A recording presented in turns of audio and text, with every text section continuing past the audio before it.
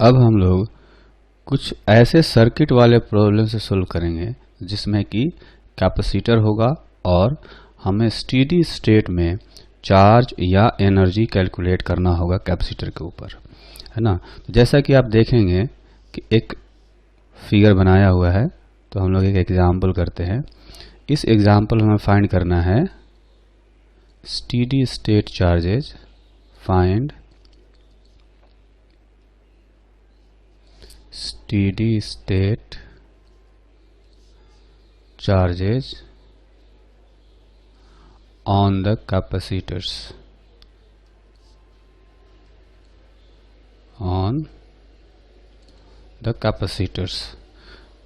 तो ये जो कैपेसिटर्स हैं इन पर चार्ज कैलकुलेट करने के लिए हमें इनके क्रॉस पोटेंशियल डिफरेंस पता होना चाहिए। तो पोटेंशियल डिफरेंस पता करने के लिए हम लोग ऐसा करते हैं, मान लेते हैं कि यहाँ का जो पोटेंशियल है वो है ज़ीरो, ठीक। यहाँ का भी ज़ीरो है, यहाँ का भी ज़ीरो होगा, ठीक। तो पॉइंट पोटेंशियल मेथड से अगर करें तो यहाँ ज़ीरो है, तो यहाँ का जो पोटेंशियल होगा वो हो जाएगा +30 वोल्ट, और यहाँ का ज़ीरो है तो इस पॉइंट का जो पोटेंशियल होगा वो हो जाएगा -25 वोल्ट, ठीक। और ये जो पॉइंट है इसका पोटेंशियल हो जाएगा 10 वोल्ट, ठीक। अब ये जो जंक्शन है इसका पोटेंशियल हमें नहीं पता, तो इसका पोटेंशियल मान लेते हैं कि x है, ठीक। अब जो है किरचॉफ्स का जंक्शन लॉ अप्लाई करते हैं, बाय जंक्शन लॉ। तो जंक्शन लॉ से हम ऐसा करेंगे कि मान लेंगे तीनों में जो चार्ज हैं वो इस तरफ से आए हैं, तीनों का सम जो है वो 0 कर देंगे हम लोग, ठीक है। तो चूंकि हमने चार्ज माना है कि इधर गया है, इसका ये मतलब है कि हमने माना कि 10 वोल्ट ज़्यादा है x से, तो पोटेंशियल डिफरेंस 10 - x है ना। तो ये हो गया, तो potential difference into c into potential difference, इतना चार्ज इस कैपेसिटर पर होगा, ठीक। अच्छा, ये जो कैपेसिटर है 2 माइक्रोफैराड का, इसमें देखेंगे कि जो पोटेंशियल डिफरेंस आएगा यह है -25 वोल्ट और यह है x। हम लोग डायरेक्शन दिखाए हैं चार्ज फ्लो का इधर की तरफ, ऊपर की तरफ, तो पोटेंशियल डिफरेंस हम लोग ऐसे मानेंगे -25 - x।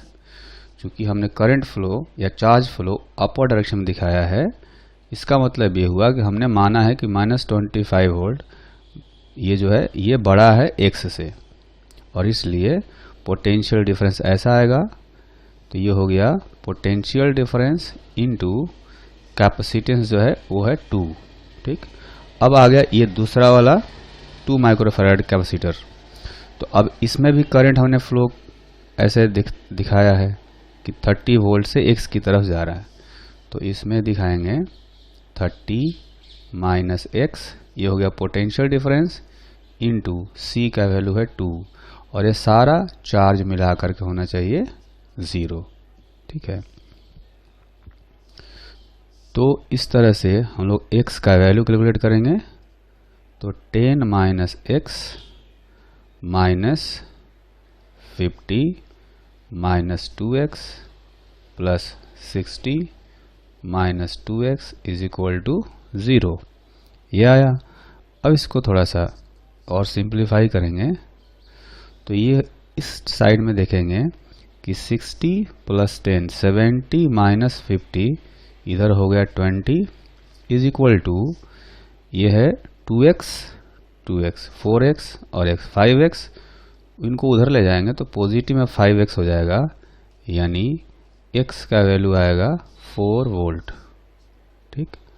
तो x का जो वैल्यू है 4 वोल्ट आ गया। तो जब x का वैल्यू हमें पता चल गया, यहाँ का पोटेंशियल पता चल गया कि ये है 4 वोल्ट, तब हम लोग हर कैपेसिटर पर चार्ज कैलकुलेट कर सकते हैं, ठीक है। तो उसके लिए हम लोग एक बार फिर से डायग्राम बना कर देखते हैं। एक कैपेसिटर यहाँ है और दूसरा कैपेसिटर ये हो गया, एक बैटरी था यहाँ पर, फिर एक बैटरी यहाँ भी है ना, और यहाँ पर एक कैपेसिटर है, फिर साथ में एक बैटरी है। तो ये अपना सिस्टम था जिसमें से ये है 1 माइक्रोफैराड वाला कैपेसिटर, और ये 2 माइक्रोफैराड का, ये 2 माइक्रोफैराड का। पोटेंशियल जो हमने निकाला था यहाँ का 30 वोल्ट आया था, यहाँ का भी निकाला हमने 4 वोल्ट आया है, और ये जो पॉइंट है यहाँ का आया है 10 वोल्ट, और यहाँ का -25 वोल्ट। ठीक, तो देखेंगे कि चूंकि इस कैपेसिटर पर जो चार्ज होता है वो होता है C into potential difference, C into V। तो C है 1 इंटू V है 10-4 यानी कि 6, तो ये हो गया 6 माइक्रोकुलम। इधर आएगा पॉजिटिव जो हायर पोटेंशियल वाला है, इधर आएगा नेगेटिव 6 माइक्रोकुलम। ठीक, अच्छा ये जो कैपेसिटर है इस पर जो चार्ज आएगा इसको मान लेते हैं Q1 है, तो इस पर जो कैपेसिटेंस है वो इसका वो है 2, और जो पोटेंशियल डिफरेंस आएगा वो आएगा 30 - 4 यानी कि 26, तो यह आ गया 52 माइक्रोकुलम। ठीक है, 52 तो आएगा, लेकिन ये जिधर हायर पोटेंशियल है उस पर पॉजिटिव 52 आएगा, और जिधर लोअर पोटेंशियल उधर नेगेटिव 52 आएगा। ठीक, अब आते हैं ये 2 माइक्रोफैराड कैपेसिटर पर, तो इस पर जो चार्ज आएगा Q2, इसको लिखेंगे कैपेसिटेंस 2 इंटू पोटेंशियल डिफरेंस 4 -25 है ना, तो ये हो जाएगा 58 माइक्रोकुलम। इसमें देखेंगे कि 4 वोल्ट ज़्यादा है और -25 वोल्ट कम है, यानी इस कैपेसिटर पर पॉजिटिव आएगा इधर और नेगेटिव चार्ज आएगा इधर। ठीक है, और वैल्यू आएगा 58 माइक्रोकुलम। तो इस तरह से हमने हर कैपेसिटर पर चार्ज कैलकुलेट कर लिया।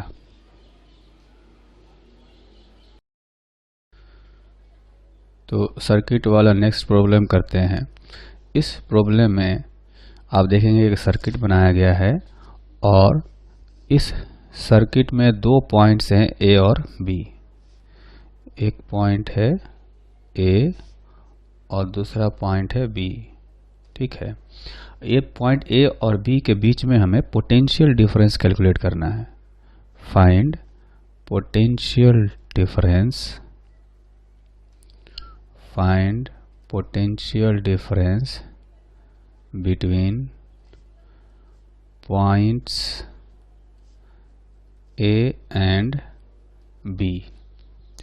इसके लिए देखेंगे कि कुल मिलाकर के 3 कैपेसिटर दिए गए हैं। 3 कैपेसिटर में से एक है 6 माइक्रोफैराड, एक है 10 माइक्रोफैराड और एक है 4 माइक्रोफैराड। साथ में 3 बैटरी है, एक है 10 वोल्ट का, एक है 20 वोल्ट का और एक है 30 वोल्ट का।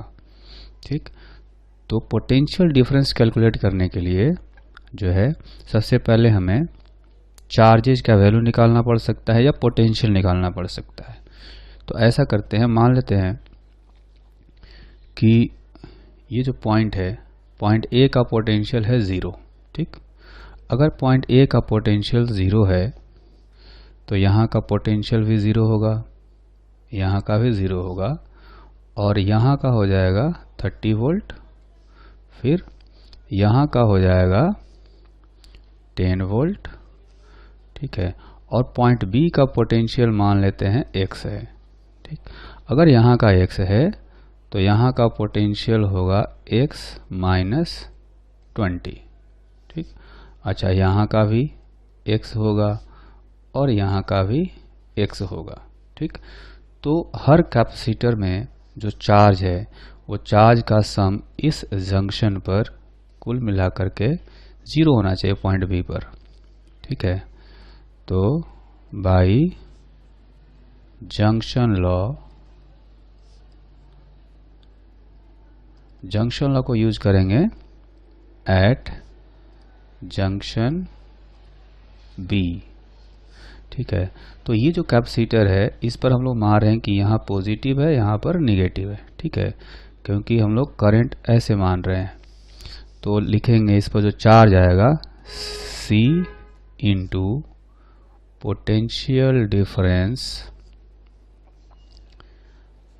30 माइनस x, ठीक है। यहाँ पर चार्ज आ गया C इंटू वी प्लस, अब हम लोग क्या करेंगे कि इस कैपेसिटर पर, ये जो कैपेसिटर है इस पर मान लेते हैं कि चार्ज इधर फ्लो किया है, मतलब जंक्शन B की तरफ, तो वो होगा पोटेंशियल डिफरेंस लिखेंगे 0 माइनस एक्स, यहाँ का पोटेंशियल 0 है और यहाँ का पोटेंशियल है x माइनस 20, तो लिखेंगे 0 minus x minus 20 divided by, into करेंगे बल्कि इंटू C यानी कि 4 माइक्रोफैराड, ये इस पर चार्ज आ गया, प्लस उसके बाद ये जो कैपेसिटर है यहाँ पर भी हम लोग मान रहे हैं कि चार्ज ऐसे फ्लो किया है, तो ये हायर और ये लोअर मान रहे हैं, तो लिखेंगे potential difference 10 minus x into C का वैल्यू है यहाँ पर 6, ये सारा मिला करके 0 होना चाहिए।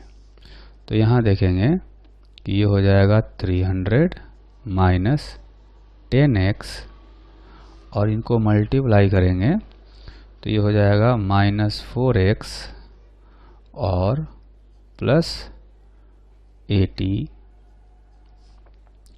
Plus 60 minus 6x is equal to 0, ठीक। अब इनको अगर ऐड करें 300 प्लस 80 प्लस 60 यानी 440 हो गया, इज इक्वल टू x वाले टर्म ऐड करेंगे तो 10 प्लस 4 प्लस 6 20x हो जाएगा, ये है ना, तो ये 20x हो गया। इसका मतलब कि x का जो वैल्यू है वो हो गया 22 वोल्ट, है ना। तो जो जंक्शन B है वहाँ का पोटेंशियल हो गया 22 वोल्ट और यहाँ का हमने 0 माना है, यानी potential difference between A and B VB minus VA is equal to 22 minus 0 यानी 22 वोल्ट हो जाएगा। तो सर्किट वाला नेक्स्ट प्रॉब्लम करते हैं।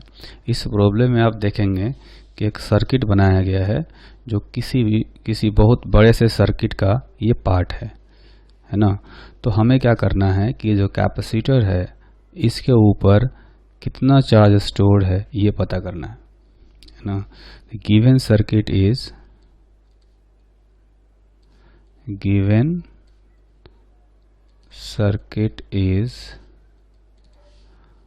part of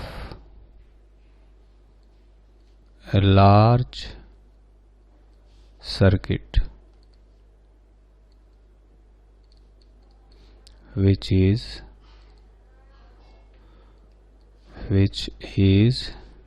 in steady state.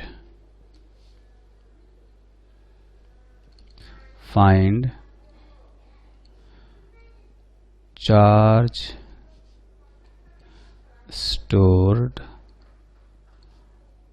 on the capacitor, ठीक है।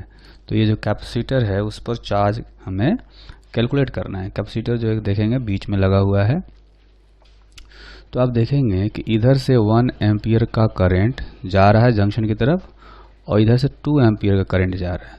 स्टेडी स्टेट में कैपेसिटर से करंट नहीं जाता, इसका मतलब सारा करंट इधर से होकर के जाएगा 1 और ये 2 यानी 3 एम्पियर का करंट इधर से होकर के जाएगा, ठीक। अच्छा, उसी तरह से इधर से देखेंगे 2 एम्पियर करंट यहाँ से जा रहा है और 1 एम्पियर का करंट यहाँ से जा रहा है। चूँकि इस कैपेसिटर से होकर करंट फ्लो नहीं करेगा स्टेडी स्टेट में, इसलिए 2 एम्पियर और 1 एम्पियर कुल मिला करके 3 एम्पियर का करंट इधर जा रहा है, ठीक। अब ये यहाँ से 3 एम्पियर आएगा और 3 एम्पियर इधर से जाएगा, यानी इधर जो है 6 एम्पियर करंट जा रहा होगा, ठीक। तो जैसा कि हमने पहले कहा था कि स्टेडी स्टेट में कैपेसिटर पर चार्ज निकालना हो या एनर्जी निकालना हो तो ज़रूरी है कि वहाँ पर हम लोग पोटेंशियल डिफरेंस कैलकुलेट करें। और पोटेंशियल डिफरेंस कैलकुलेट करने का जो तरीका है वो है कि इनडायरेक्टली हम लोग कैलकुलेट करते हैं। ठीक है, तो इनडायरेक्टली कैसे कैलकुलेट करेंगे? मान लेते हैं कि इस सर्किट में ये जो पॉइंट है ये है पॉइंट P और ये है पॉइंट Q। हमें क्या करना है? P और Q के बीच में पोटेंशियल डिफरेंस कैलकुलेट करना है। वही पोटेंशियल कैपेसिटर के क्रॉस हो जाएगा। ठीक, तो हम लोग शुरू करते हैं पॉइंट P से। ठीक है, तो पॉइंट P का पोटेंशियल मान लिया VP है। अब यहाँ से हम लोग बढ़ेंगे इधर की तरफ, तो जैसे ही रजिस्टर को क्रॉस करेंगे तो पोटेंशियल डिक्रीज होगा bye amount I 3 ampere into R 5 ओम। ठीक, अब यहाँ आ गए, इसके आगे जैसे इस कैपेसिटर को क्रॉस करेंगे तो फिर से घटेगा potential bye amount I 3 ampere into R 2 ओम। अब यहाँ आ गए, यहाँ से जब हम लोग इधर की तरफ बढ़ेंगे, है ना, जब इस रजिस्टर को क्रॉस करेंगे तो पोटेंशियल बढ़ेगा क्योंकि करंट के उल्टा डायरेक्शन हम लोग चल रहे हैं। तो बढ़ने का मतलब है कि प्लस करेंगे, है ना, तो पोटेंशियल डिफरेंस कितना बढ़ेगा? Bye amount I 3 ampere into resistance 2 ओम। 2 ओम का रेजिस्टेंस है, 3 एम्पियर करंट फ्लो कर रहा है। ठीक है, तो यहाँ आ गए और यहाँ का जो पोटेंशियल होगा उसको कह सकते हैं पोटेंशियल एट Q। ठीक, तो यहाँ से आप देखेंगे कि ये तो 3 इंटू 2 और ये 3 इंटू 2 कैंसिल हो गया, तो VP minus VQ is equal to 15 volt आ गया। ठीक, अब जब पोटेंशियल डिफरेंस 15 वोल्ट आ गया तो हम लोग कैपेसिटर पर चार्ज कैलकुलेट कर सकते हैं।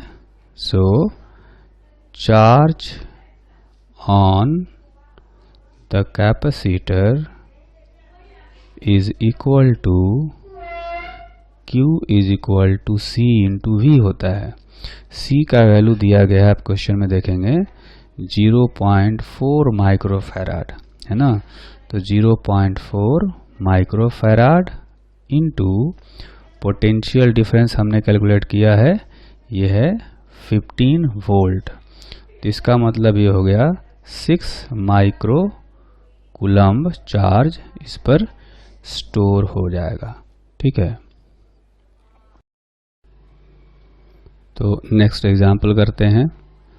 इस एग्जाम्पल में देखेंगे एक सर्किट दिखाया गया है और इस सर्किट में कुल 4 कैपेसिटर्स हैं। हर कैपेसिटर पर स्टेडी स्टेट चार्ज फाइंड करना है हमें। We have to find the steady state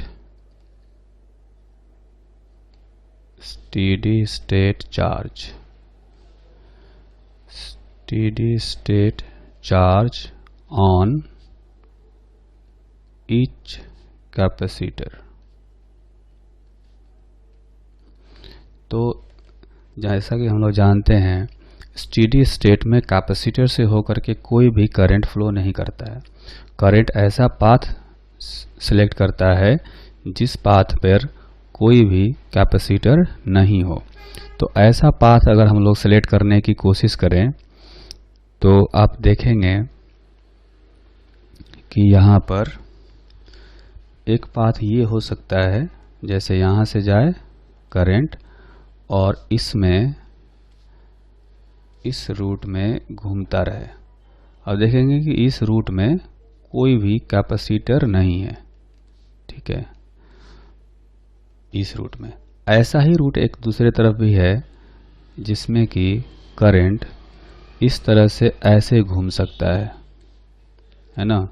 इस रूट में भी देखेंगे कि कोई कैपेसिटर नहीं है। ठीक, अब कोई ये सोच सकता है कि इस सर्किट का जो करंट है वो दूसरे वाले में भी जा सकता है या दूसरे का पहले में आ सकता है ना।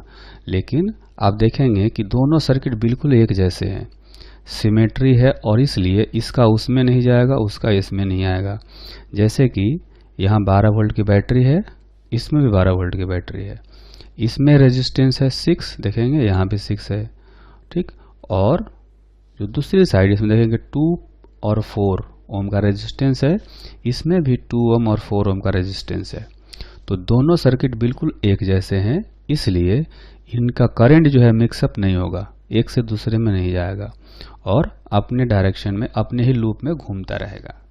तो अगर ऐसा करें तो दोनों ही लूप में करंट फ्लो करेगा I इज इक्वल टू, जैसे कि इस लूप में देखेंगे बैटरी है 12 वोल्ट की और रेजिस्टेंस भी 12 ओम का है, 6 ओम, 2 ओम और 4 ओम, टोटल 12 ओम का रेजिस्टेंस है, 12 वोल्ट की बैटरी है और 12 ओम का रेजिस्टेंस है, यानी कि 1 एम्पियर का करंट फ्लो करेगा। ठीक है, तो 1 एम्पियर का करंट फ्लो करेगा इधर।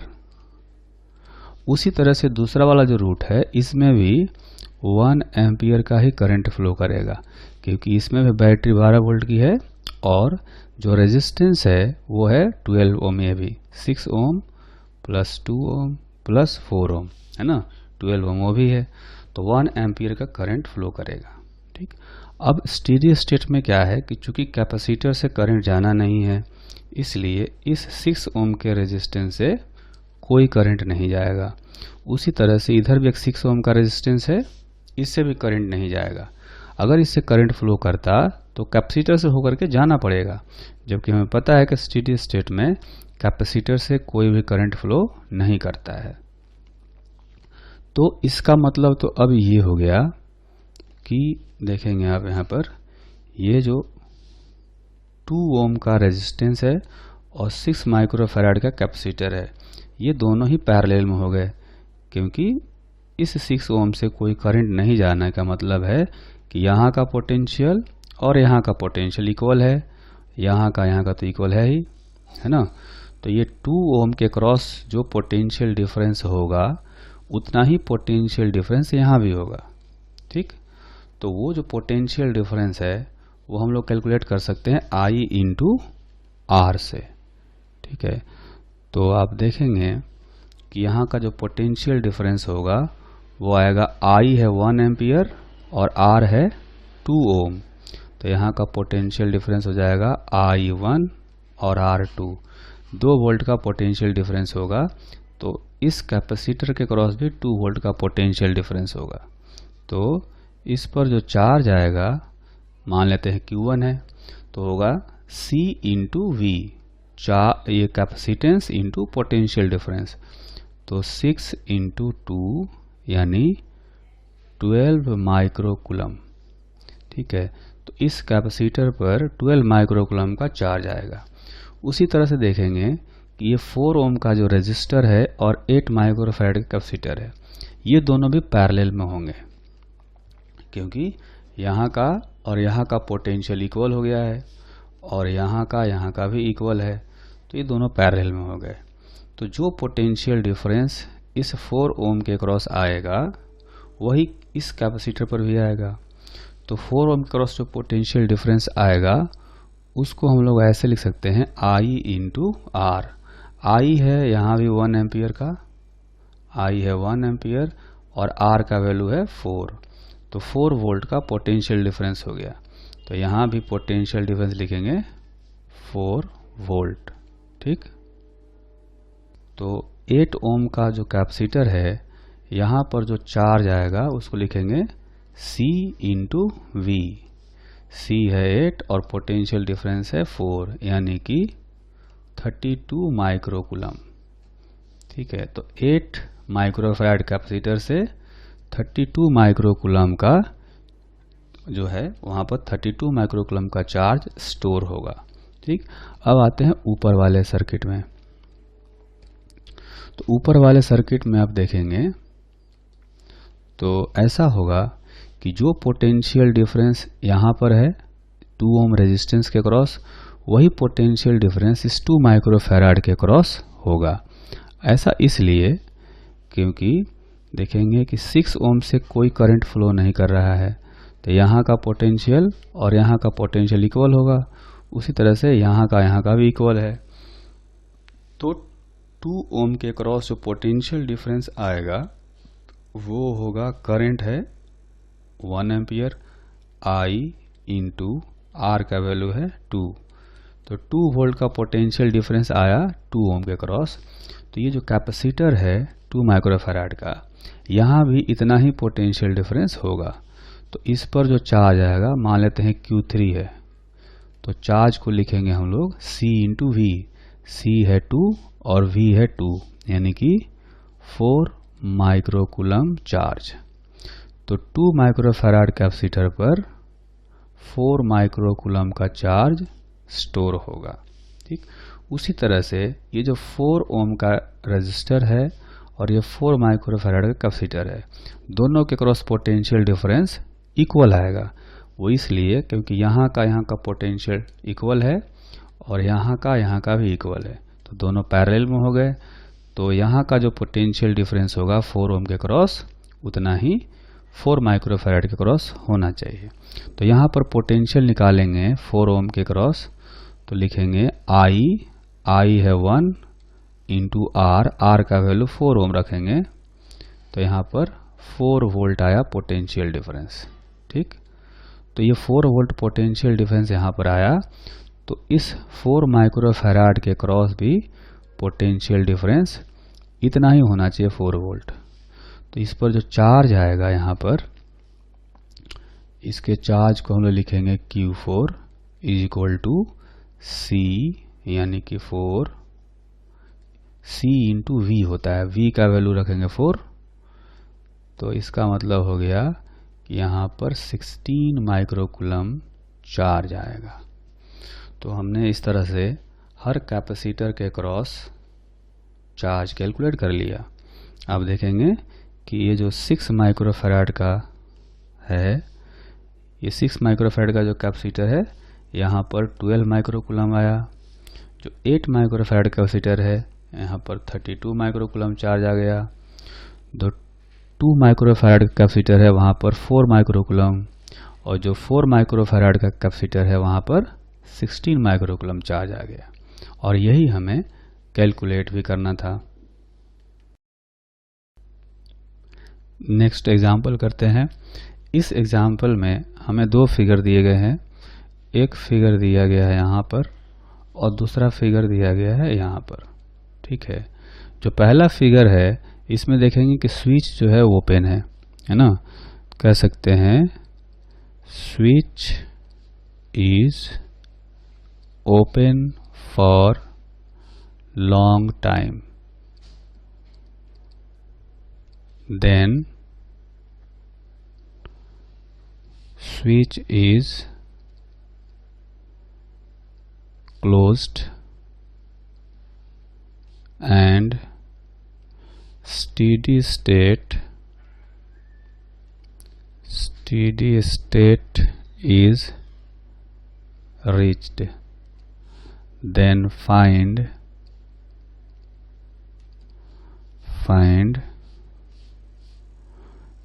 इसमें क्वेश्चन में कई चीज़ें हमें बतानी है। जैसे कि एक है charge flown through the battery,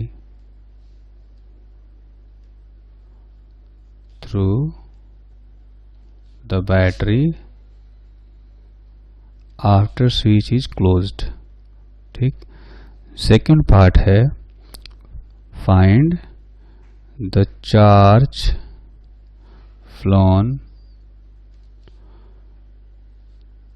through the switch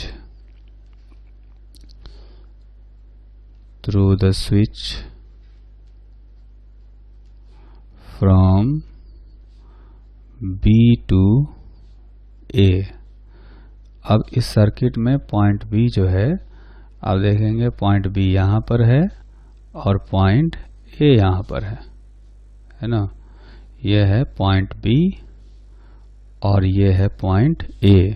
ठीक, इसके बाद क्वेश्चन का जो थर्ड पार्ट है, पूछा गया इसमें find work done by battery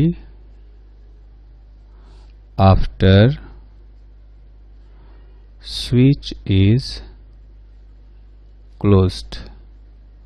switch close करने के बाद कितना बैटरी ने वर्क किया होगा। इसके बाद फोर्थ पार्ट है find change in energy stored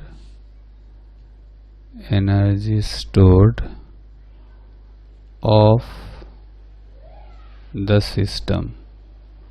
ठीक, इसके बाद फाइनल क्वेश्चन है फाइंड हीट डेवलप्ड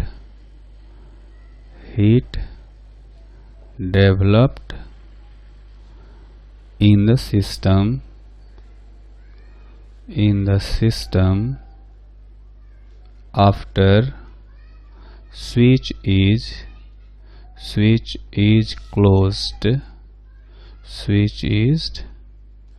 closed। तो हम लोग ऐसा करते हैं, देखते हैं कि स्विच क्लोज करने से पहले जब स्विच ओपन था यानी कि पहले सर्किट में इन कैपेसिटर्स पर कितना चार्ज आया था।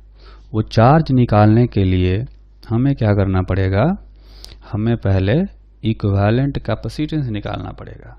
तो आप देखेंगे कि ये तीनों कैपेसिटर जो हैं ये सीरीज में दिखेंगे जब स्विच ओपन होगा। तो ये 2C और ये 2C मिल करके हो जाएंगे C, फिर ये C और ये C सीरीज में है तो C/2 हो जाएगा, है ना। तो C इक्विवेलेंट जो है ये आया C/2। ठीक, तो यहाँ से जो चार्ज फ्लो किया होगा सर्किट में वो होगा C/2 इंटू E, मतलब C इक्विवेलेंट इंटू E, इतना चार्ज यहाँ से फ्लो किया होगा। तो हम कह सकते हैं कि चूंकि बैटरी का ये पॉजिटिव प्लेट है तो इस पर आएगा पॉजिटिव चार्ज प्लस CE/2 और इधर वाले पर आएगा माइनस CE/2।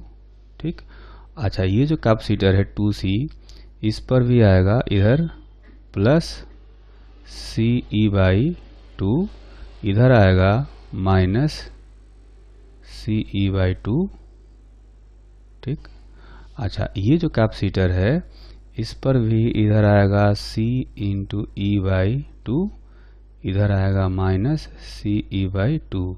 चूंकि तीनों कैपेसिटर सीरीज में है इसलिए तीनों कैपेसिटर पर चार्ज इक्वल आया है। ठीक, अब क्या होगा सेकेंड केस में, जब स्विच को हमने क्लोज कर दिया और स्टेडी स्टेट अचीव हो गया, तो आप देखेंगे कि ये जो दो कैपेसिटर है ना, ये 2C और 2C, इनके अक्रॉस पोटेंशियल डिफरेंस 0 हो गया। ये तो वायर बन गया A और B के बीच में, तो इन पर कोई भी चार्ज अब नहीं आएगा। यहाँ चार्ज हो जाएगा 0, यहाँ चार्ज हो जाएगा 0, यहाँ भी 0 और यहाँ भी 0। ठीक, अब जो भी चार्ज आएगा इस C वाले कैपेसिटर पर आएगा और यहाँ का पोटेंशियल डिफरेंस इस EMF के इक्वल होगा।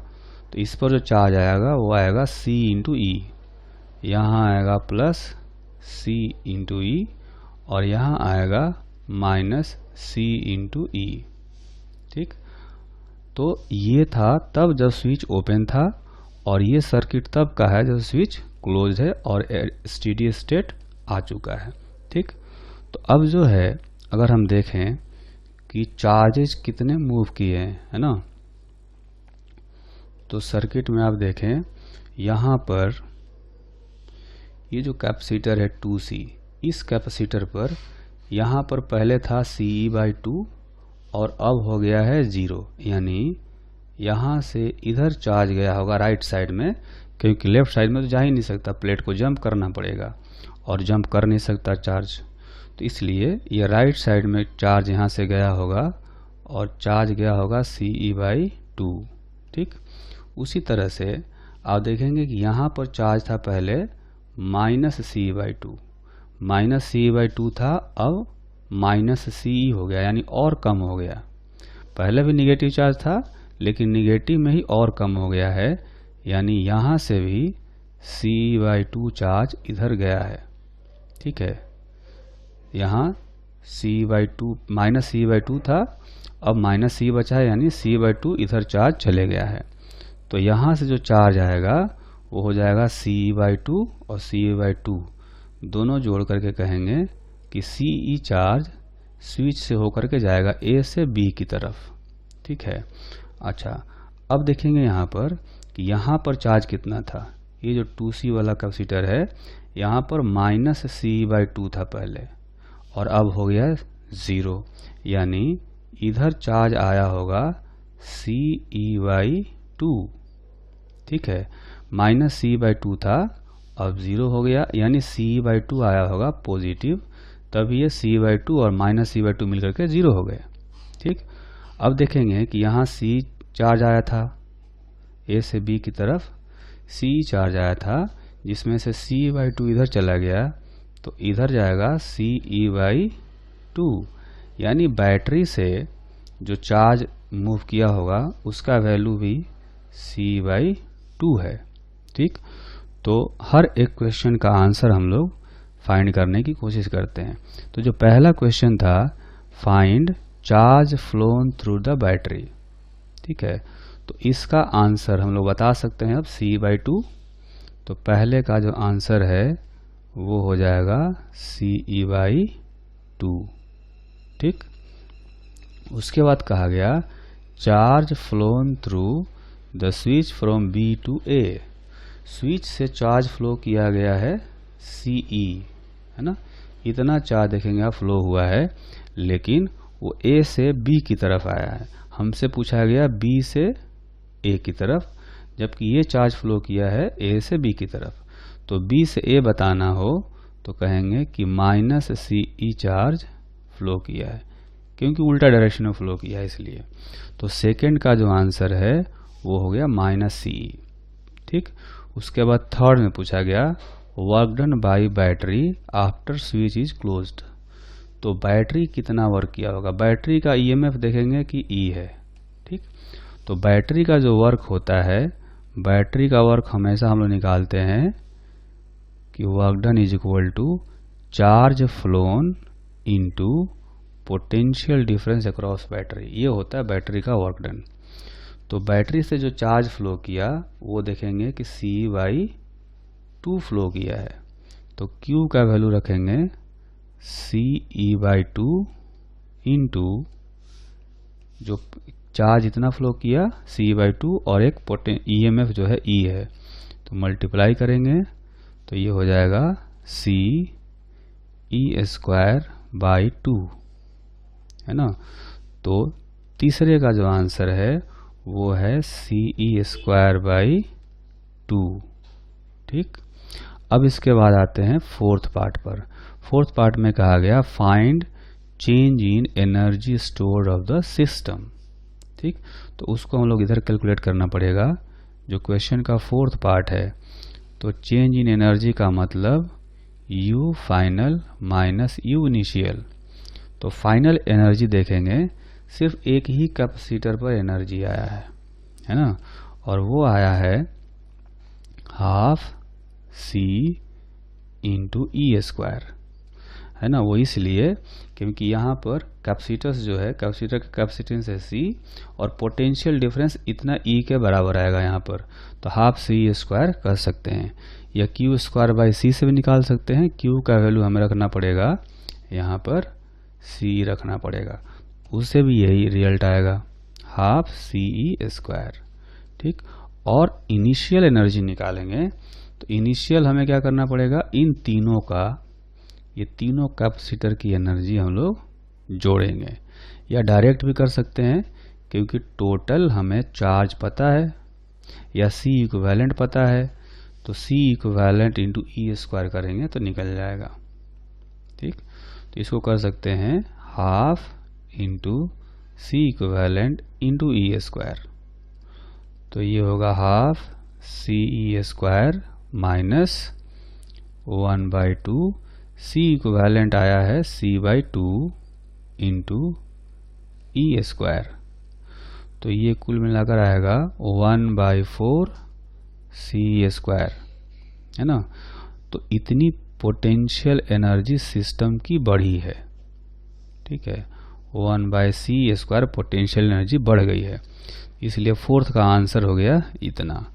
अब पूछा गया है फिफ्थ में, heat developed in the system after switch is closed. ठीक, तो हम लोग 5th का क्वेश्चन का आंसर करेंगे। तो वो ऐसे करेंगे कि पहले इनिशियल एनर्जी, पहले इतनी एनर्जी थी, है ना, कुछ इतनी एनर्जी थी जिसमें कुछ बैटरी ने वर्क किया। ठीक, बैटरी ने वर्क किया इतना डेल्टा डब्लू, उसमें से हीट लॉस माइनस कर देते हैं। ठीक है, इनिशियली इतना था स्विच जब क्लोज करने से पहले, है ना, यहाँ पर एनर्जी जो थी वो इतनी थी, इसमें बैटरी ने इतना वर्क किया, बैटरी ने देखेंगे आप पॉजिटिव वर्क किया है ना, और उसमें से कुछ हीट लॉस हो गया, तो बाकी जो बचा वो अपनी फाइनल एनर्जी होगी।